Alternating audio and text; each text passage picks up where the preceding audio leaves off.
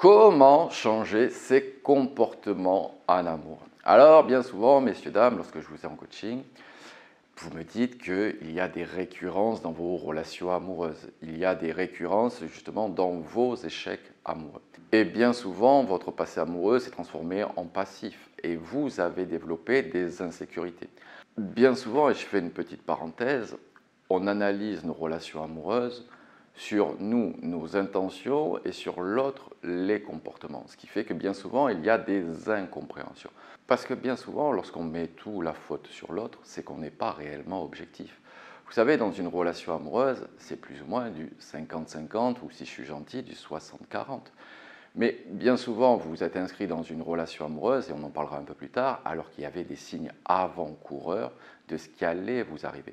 Bien souvent également dans le choix de ses partenaires. Messieurs, dames, je veux bien croire qu'on puisse se faire avoir une fois, deux fois, mais lorsque vous me dites « tous mes ex sont des cons » ou « tous mes ex sont des connes, des pervers narcissiques, etc. », ben, il y a un point commun dans toutes ces relations, c'est vous, et c'est peut-être le choix de votre partenaire ou de vos partenaires, et également quel type de relation vous fait vibrer. Vous savez, mettre la faute sur l'autre, c'est souvent bien facile et ça évite une remise en question. Donc dans cette vidéo, on va voir comment changer ses comportements d'amour. Avant d'aller plus loin, je vous propose de vous abonner à ma chaîne, comme ça vous recevrez toutes mes vidéos, et de mettre le petit pouce en l'air qui fait toujours plaisir. La première chose que j'aimerais vous dire, c'est que de votre passé qui s'est transformé en passif, alors bien évidemment qu'il y a eu un échec amoureux, mais au lieu de mettre la faute sur l'autre, quelle est la leçon que vous pouvez tirer de toutes vos relations amoureuses, de tous vos échecs sentimentaux? Alors je ne dis pas que tout est à jeter, parce que bien souvent vous avez eu des bons comportements, vous avez eu des bonnes actions, également des mauvais comportements et des mauvaises actions, mais c'est là-dessus que vous devez tirer entre guillemets une leçon de vie. Plutôt que de se dire tout est de la faute de l'autre, regardez également ce que vous n'avez pas bien fait. Je vous le dis, bien souvent, on se juge en regardant nos intentions et on juge l'autre en regardant ses comportements. Non, il faut regarder les comportements de chacun, et bien souvent, vous avez parfois mal agi ou mal réagi, et votre partenaire également. Je vous le redis, dans une relation, c'est en règle générale du 50-50 ou du 60-40.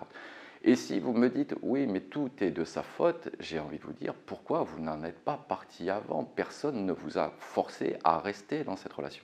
Alors vous allez me dire, oui, j'ai des enfants, oui, ça fait 20 ans, oui, j'ai voulu protéger ma famille, etc. Bien souvent, ce sont des excuses pour justement ne pas partir de cette relation et se comporter, entre guillemets, en termes de victime, et non justement tirer les conséquences que cette relation amoureuse n'est plus épanouissante pour vous. La deuxième chose que j'aimerais vous dire, c'est que ce n'est pas à votre partenaire, à votre nouveau partenaire, de subir votre passif. Vous pouvez avoir un passé, vous pouvez avoir un passif, vous pouvez et vous devez surtout travailler dessus. Mais si vous dites c'est à l'autre de supporter mes humeurs, c'est à l'autre de supporter mon passif, c'est à l'autre de supporter mes défauts, oui, bien évidemment que dans l'amour, on va tolérer ou supporter les défauts de l'autre vu que nous-mêmes, nous en avons. Mais au bout d'un moment, je vais prendre un exemple qui va vous parler, c'est la jalousie excessive. Si vous avez un ou une partenaire qui ne fait rien de mal et que vous êtes jaloux de façon excessive, au bout d'un moment, il va en avoir marre. Au bout d'un moment, il va se dire que ce n'est pas à lui de subir votre passif. Vous savez, c'est trop facile de dire « je suis comme ça, au même comme je suis ». Vous pouvez être comme ça et dire ça, mais ne vous plaignez pas après que la personne décide de partir de cette relation parce que ce que vous lui proposez ne lui convient pas. Vous savez, on a tous des insécurités, c'est normal. Mais votre partenaire n'est pas là pour subir, il est là pour vous accompagner à la rigueur, pour vous aider, pour vous soutenir, mais non pas pour subir, on va dire, vos émotions, vos comportements ou vos insécurités. La troisième chose que j'aimerais vous dire, c'est attention à l'idéalisation de l'autre et attention également à ne pas être des amoureux de l'amour, parce que forcément vous serez déçus dans les deux cas. Puisque bien souvent, vous vibrez à l'amour-passion, c'est-à-dire la lune de miel, les 3 premiers mois. Les 3 premiers mois, généralement, dans toutes les relations, c'est fantastique, sinon on ne va pas au-delà. Donc forcément, si vous êtes des amoureux de l'amour, vous allez vouloir avoir votre dose de cette lune de miel, et dès que vous allez passer les 3 à 6 mois, forcément, eh bien, vous allez aller de relation en relation ou d'échec en échec. Également, idéaliser l'autre. Je vous le dis, tous vos partenaires seront forcément décevants. On n'a pas les mêmes lunettes du monde, on n'a pas les mêmes contrariétés. Au bout d'un moment, l'idéalisation a ses limites puisque l'autre n'est pas parfait. Donc attention à cela, demandez-vous si vous êtes réellement amoureux de votre partenaire, si vous ne l'idéalisez pas trop, ou si ce n'est pas du sentiment amoureux dont vous êtes amoureux. La troisième chose que j'aimerais vous dire, c'est identifier ce qu'on appelle les red flags dès le début de l'interaction. Dans les 5 à 10 premiers rendez-vous, et encore pire au-delà, c'est que vous allez avoir tout un tas d'indicateurs sur cet homme ou cette femme. Bien souvent, alors je vous l'accorde, ce sont des signaux faibles, mais vous ne les observez pas, bien souvent pris par votre attirance, pris par votre désir, également pris par c'est mignon au départ. Non, je vous le dis, tout ce que vous trouvez mignon au départ va finir par vous agacer au bout d'un moment parce que votre niveau d'intérêt va diminuer. Donc, observez bien ces red flags parce que ce sont des signaux faibles que la personne va vous donner. Et forcément, c'est pour ça que je vous dis d'avoir un cadre dans vos interactions. Les miennes, les vôtres seront différentes. C'est à vous de vous fixer un cadre d'une relation. C'est pour ça que bien souvent, je vous dis de mettre 3 défauts rédhibitoires ou de savoir quel type de relation vous souhaitez. Parce que lorsqu'on sait ce qu'on cherche et ce qu'on ne veut pas, eh bien forcément, c'est beaucoup plus facile. Et dès que vous allez le voir, vous allez vous dire que cette personne ne vous correspond pas. Ça va être un gain de temps finalement de savoir ce qu'on cherche et ce qu'on ne veut plus. La 4e chose que j'aimerais vous dire, et ça c'est plutôt un défaut féminin, c'est croire que l'autre est là pour vous guérir, croire que l'autre est là pour vous rattraper, croire que l'autre va être l'animateur de votre vie, croire que l'autre va vous enlever tous les soucis que vous avez dans votre vie. Mesdames, alors messieurs, si vous avez ces défauts, c'est pareil, mais je le retrouve plutôt chez mesdames. Mesdames, vous ne cherchez pas quelqu'un qui va résoudre vos problèmes, mais quelqu'un qui va vous accompagner dans la vie. Alors s'il y a des problèmes qui vous aident bien évidemment, mais si vous comptez sur un homme pour résoudre tous vos problèmes, ben, je pense que vous vous trompez. Et un homme qui a un peu d'estime de soi, de valeur et qui attend autre chose des relations que de vous guérir, que de vous rattraper à chaque fois, ben, finira par partir parce qu'il se dira qu'il n'a pas envie d'endosser le rôle de l'infirmier.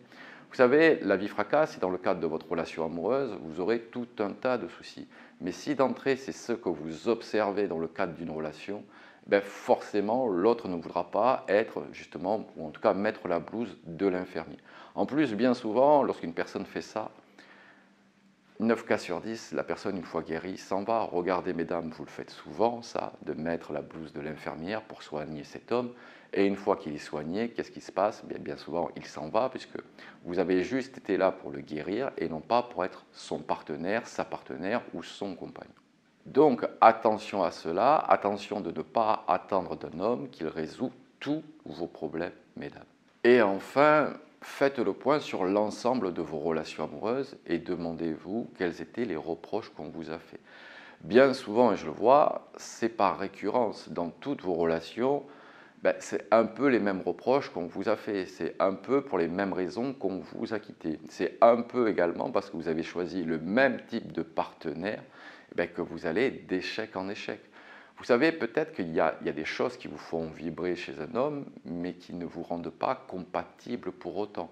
Bien souvent, on confond l'amour et les émotions. Il est clair que c'est plus vibratoire lorsqu'il y a des ups et des downs, lorsqu'il y a des fortes disputes et qu'il y a des forts rapprochements. Mais finalement, est-ce que c'est ça que vous attendez d'une relation? Est-ce que d'une relation, vous n'attendez pas de la bienveillance, de l'écoute, du partage? Encore une fois, ce qui compte, c'est faire équipe avec une personne. C'est la recherche d'un partenaire et non pas d'un compagnon. Donc, messieurs, dames, identifiez ce qu'on peut vous reprocher et qui revient de façon récurrente et travaillez là-dessus. Bien souvent, je vous le redis, et je conclurai cette vidéo là-dessus, il y a une facilité à se dire c'est toujours la faute de l'autre, j'ai pas de chance, je me fais toujours avoir, etc. Là, c'est peut-être l'occasion de se poser enfin les bonnes questions et de se dire que vous avez peut-être une part de responsabilité dans ce que vous proposez, dans le choix de vos partenaires, dans le type de relation dans lesquelles vous vous inscrivez de façon récurrente, dans les reproches qu'on vous fait et que vous ne travaillez pas. Je veux bien croire que tous sont torts, mais si on vous reproche chaque fois votre jalousie excessive, c'est bien qu'au bout d'un moment, il y a peut-être de la jalousie excessive et qu'il va falloir travailler là-dessus. Allez, messieurs, dames, je compte sur vous. Si vous avez besoin, n'hésitez pas à prendre une séance coaching. N'oubliez pas le petit pouce en l'air qui fait toujours plaisir. Et je vous dis à très bientôt avec James D.